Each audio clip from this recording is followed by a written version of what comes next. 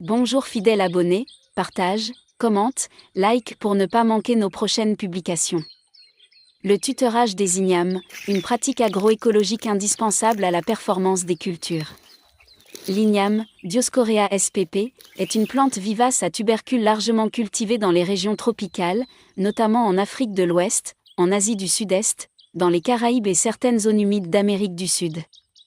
C'est une culture de rente importante, mais également un aliment de base pour des millions de personnes.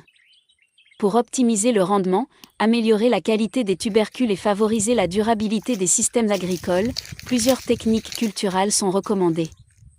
Parmi elles, le tutorage est souvent négligé ou mal appliqué, alors qu'il joue un rôle fondamental dans le développement sain de la plante. Cet argumentaire explore l'importance du tutorage dans la culture de l'igname, ses bénéfices agronomiques, les différentes méthodes utilisées, et son impact environnemental et socio-économique. La croissance de l'igname est caractérisée par le développement d'une tige grimpante qui s'élance à la recherche de supports pour croître en hauteur.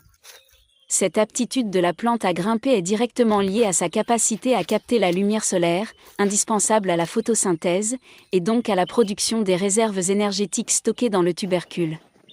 Sans tuteur, la tige rampe au sol, ce qui limite l'exposition des feuilles à la lumière, favorise les attaques parasitaires, champignons, insectes, limaces, et augmente le risque de pourriture due à l'humidité stagnante. De plus, une tige non tutorée est plus vulnérable aux dommages mécaniques, vent, piétinement, et à l'enchevêtrement, ce qui complique les opérations culturales.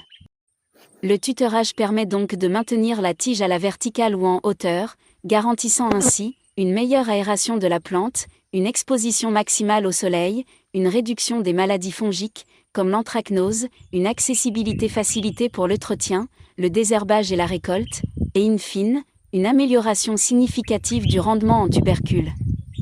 Il existe plusieurs types de tuteurs adaptés aux différentes conditions agroécologiques, aux disponibilités locales en matériaux, et aux systèmes de culture, intensifs, extensifs, agroforestiers. Tuteurs en bois mort ou branches sèches, ce sont les plus couramment utilisés. Il s'agit de piquets issus d'arbres abattus ou de branches d'arbres secs comme le teck, le nîmes, l'acacia ou le palmier. Ils mesurent généralement entre 2 et 3 mètres de hauteur et sont plantés à une profondeur de 30 à 50 cm pour garantir leur stabilité. Ces tuteurs ont l'avantage d'être robustes, mais leur usage à grande échelle pose un problème de déforestation si le bois n'est pas issu de sources durables.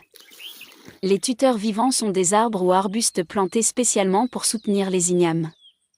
Les espèces les plus utilisées sont le Gliricidia sepium, le Caena leucocephala, Moringa oleifera, Sesbania grandiflora ou encore le Tephrosia vogeli. En plus de servir de support, ces arbres fixent l'azote atmosphérique, améliorent la fertilité du sol, et peuvent fournir du fourrage, du bois de chauffe ou des feuilles médicinales. Ils s'intègrent parfaitement dans des systèmes agroforestiers durables. Le bambou est un excellent matériau de tutorage, il est léger, résistant, facilement renouvelable et biodégradable. Dans les zones humides, il constitue une alternative écologique et économique très intéressante. Dans les exploitations intensives ou semi-industrielles, on peut mettre en place des systèmes de treillis, filets, grillages, cordes tendues entre des piquets, pour guider plusieurs tiges. Ce système permet une meilleure rationalisation de l'espace et peut être utilisé en combinaison avec des pratiques de culture sur buts ou billons.